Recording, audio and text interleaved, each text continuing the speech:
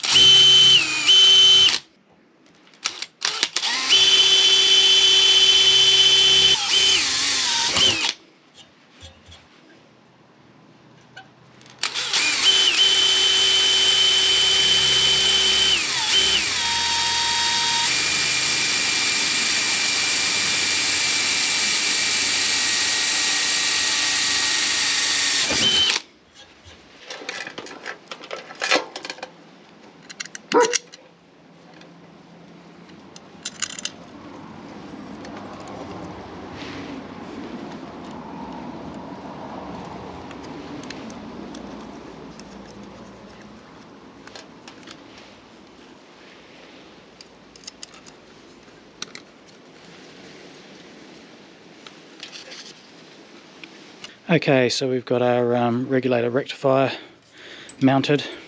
Today is not the day for painting, so I'm not going to paint this little bracket today, and she's too damp and wet for that carry on. But what I think we'll do is we'll look at extending these cables. These need to be long enough to get up to where my Motogadget unit's going. So yeah, we'll look at doing that now, but first of all what we'll do is we'll get the wiring diagram. And we'll go through a few things and we'll figure out what each of these wires is doing, and yeah, we'll go from there. Cool, let's do it. Okay, for starters, before we go to the computer, let's actually see what sort of wires we've got. We've got a yellow, a red and a black, a brown, there's the brown, and 3 white ones. So the 3 white ones will be going to the alternator itself. That'll be the 3-phase coming from the alternator. The black will be ground. I'm guessing that the red heavy one will be straight to the battery, and I'm pretty sure this light brown one here will be going to power accessories, and this yellow one I'm not too sure about. It looks like I capped it off last time, so I'm pretty sure it's not used, but let's go have a look at the drawings and see what's what. Okay people, so I've just done a search for Yamaha Xv750 wiring diagram. We can go images and we'll find one. Mine's an 81, but this is an 83. Let's have a look at this one.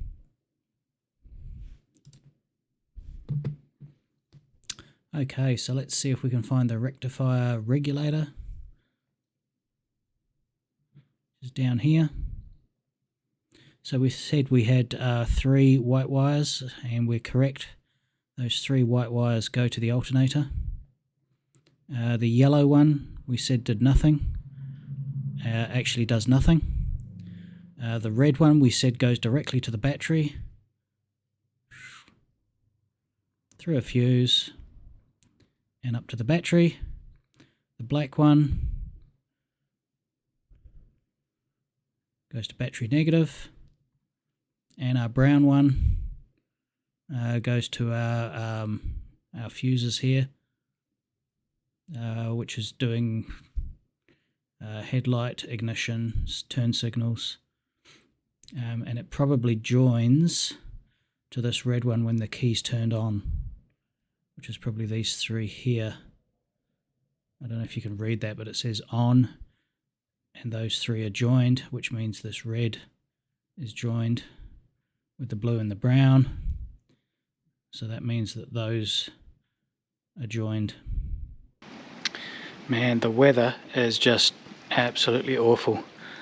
We had just nothing but rain this winter. Okay, let's talk about this rectifier regulator.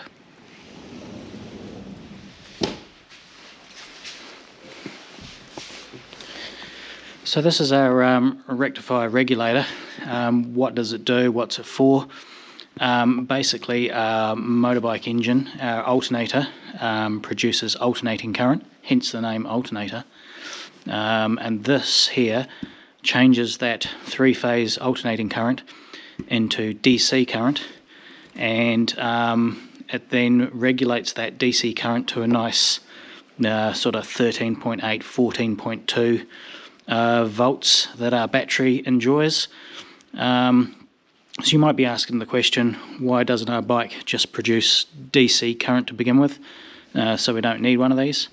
Well, back in the old days they used to, but it's a much more efficient way of generating power with AC than it is to produce DC. All the power generation pretty much around the world is in alternating current.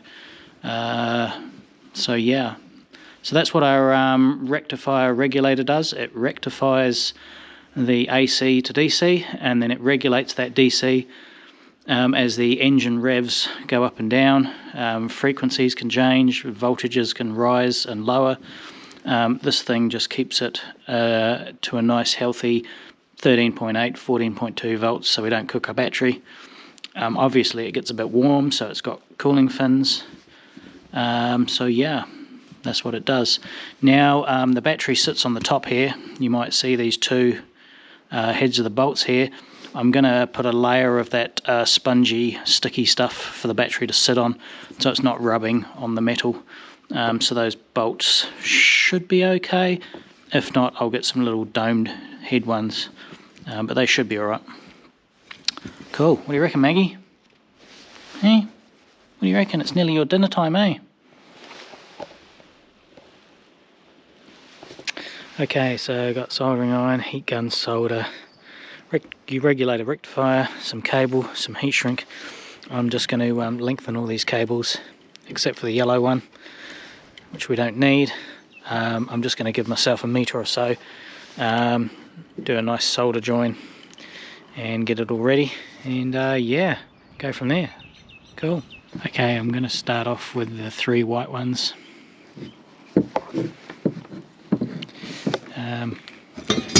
My cable here, I've got grey, which I'm going to use as the white. So let's chop all this old crap off. Strip them back.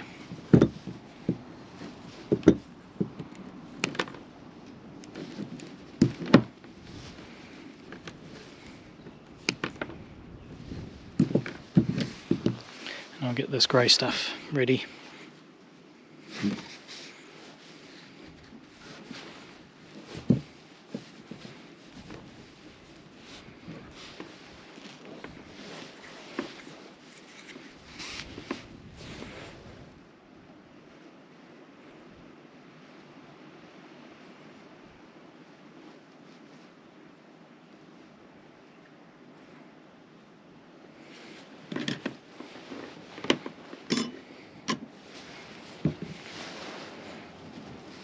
Right, we'll get some heat shrink on there.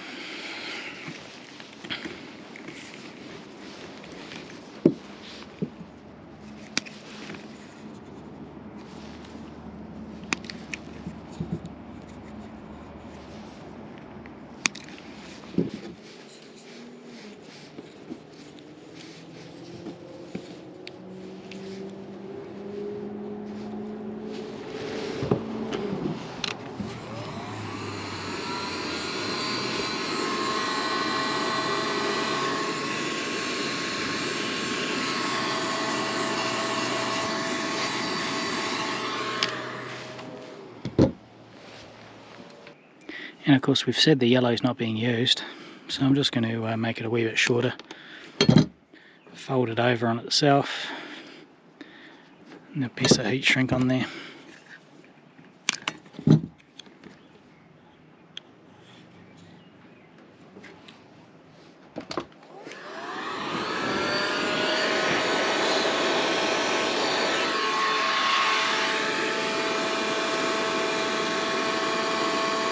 Okay, so there we have it. We've lengthened all the cables.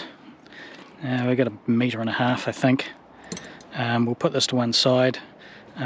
This will obviously have some black sleeving over the top of it to make it look nice and tidy. But I think we'll move on to the CDI unit now. So let's go to the bike and we'll get that off. Okay, so here's our CDI unit. We've got a whole bunch of wires here. This one, like we said earlier, black with a white trace not being used. Pretty sure this is our positive. Orange, grey, black is probably our ground. And then these ones here will go to our coils. Green, blue, brown and red. So let's go in and we'll unscrew this, get it off. We'll take it so we can lengthen the wires. But we'll go have a look on the computer on the drawing and we'll see if we can identify what all these wires do.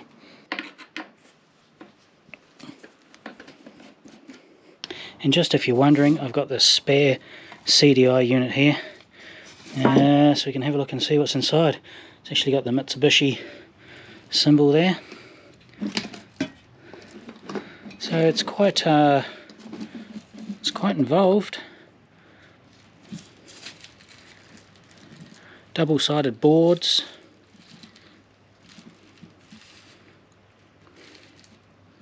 You know, to know that this stuff's still working after 40 odd years is pretty amazing.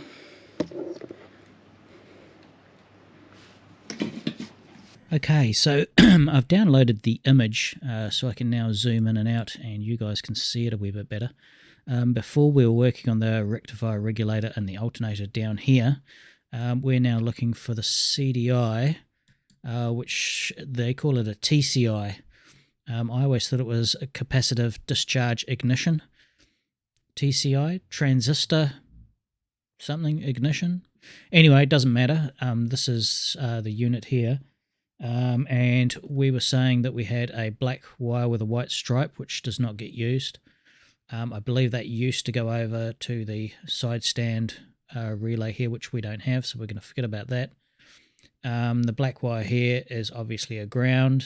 You can see it going off to several grounds. The red with a white trace, that comes down here, and it's getting power from this ignition 10 amp fuse here. So we know that that one's our positive. Then we've got orange and grey. We can see grey goes to the front cylinder, number 1. And the orange goes to number 2 cylinder, spark plugs, coils, and then it carries on and does the tacho. So that's cool. So we know that the orange and the grey do our 2 spark plugs. So then we've got red, blue, green and brown, and this is our pickup coil. This is mounted in the same area as the alternator in the bike, and that's just telling these 2 when to fire. So just looking, I've got it in my hands here. I have a brown, a green, a blue and a red, a brown, a green, a blue and a red. So this is our definitely our pickup coil. And then my other cables, red with a white stripe, a black, an orange and a grey. So yeah, pretty straightforward. Now these wires here that go to the pickup coil on my one are long enough. So I'm just going to lengthen the black, the red, the orange and the grey. So we'll do that now. Cool. Okay, here's our CDI unit. Here's our wires that go to our pickup, which I believe are long enough. So I'm just going to lengthen these ones down here. We know that this one, black with the white stripes, not being used. So I've just got these 4 here to do. So yeah.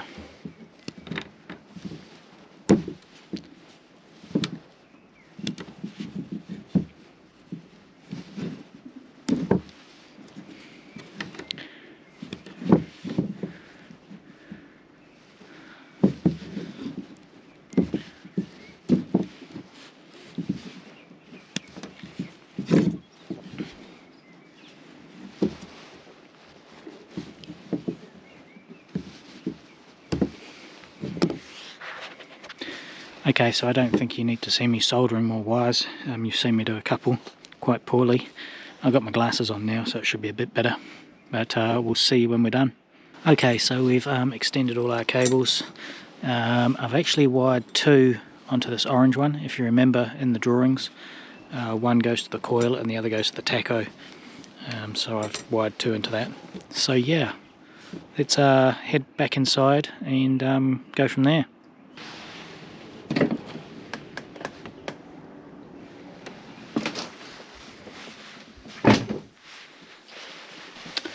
Okay people, well I'm going to leave this video here.